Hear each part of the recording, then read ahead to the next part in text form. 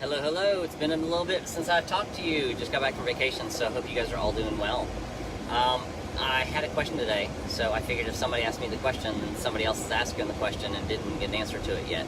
So I thought I'd at least answer the question for you.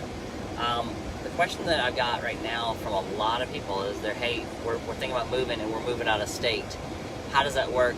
Should we go ahead and find a place out of state first, or should we go ahead and sell first and then go out of state and have to pick something in a quick hurry and whatnot?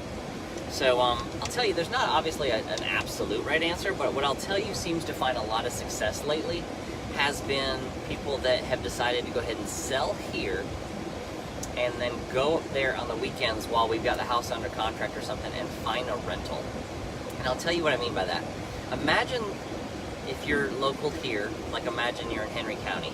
Somebody says to you, I want to move to McDonough, I heard it's a great city. Well, it is a great city. But would you give them the area of McDonough over near JCPenney's? Or would you give them the area of McDonough out near Ola? Or would you give them the area of McDonough downtown like McDonough? Because it's three very different areas from the standpoint of amenities, from the standpoint of school zones, and all those different factors. So just to say, hey, we're moving to McDonough would be a very unfair statement, because depending on the experience you want to live through, and I say that from the extent of, like I said, amenities, what you like to do, if you like to go out and eat, what kind of activities, do you like to run, do you like to outside activities or whatever. So I think you would put somebody in three very different sections of McDonough.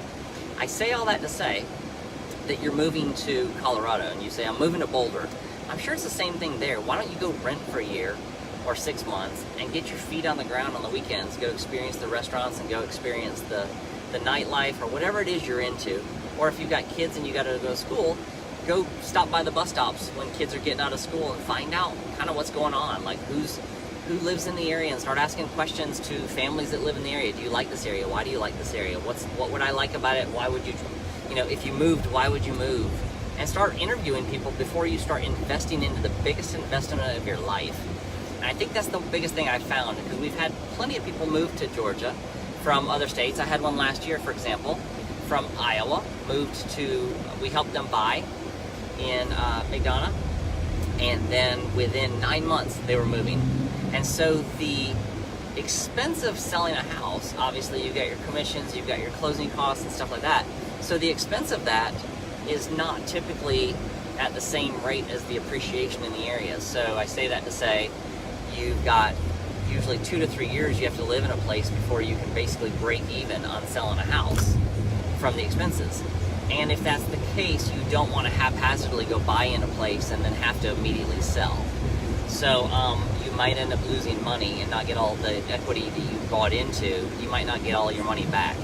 And so I think it's just a smart idea to go rent somewhere for 6 to 12 months. I know, tell me a realtor who's telling you that, right? Because it's very counterintuitive. But if I had to move to an area and not know it very well, I'd want to kind of live it and see what the experience was first. Because you might find, well, actually, I really like this area, so I want to start looking on the weekends. Plus, when you're not trying to buy and sell at the same time, guess what you also have to your advantage? You've got buyer power. So you sold your house, you've got your equity in the bank account now, you can pretty much make a decision at the snap of a finger and go buy something without having to say, yes, I've still got to sell my other house and then before I can buy this house, and put a contingency out there, or any fear of something falling apart and like the house of cards falling. So I think it's really, really important that you think ahead on that, how to make this work out the best for your family.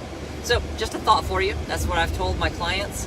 That's how, I'm always like, when you guys are ready to buy, give us a call back and we will be able to take care of you on that time when the time is right for you. So I hope that helps you, and I hope you guys have a great day. Bye.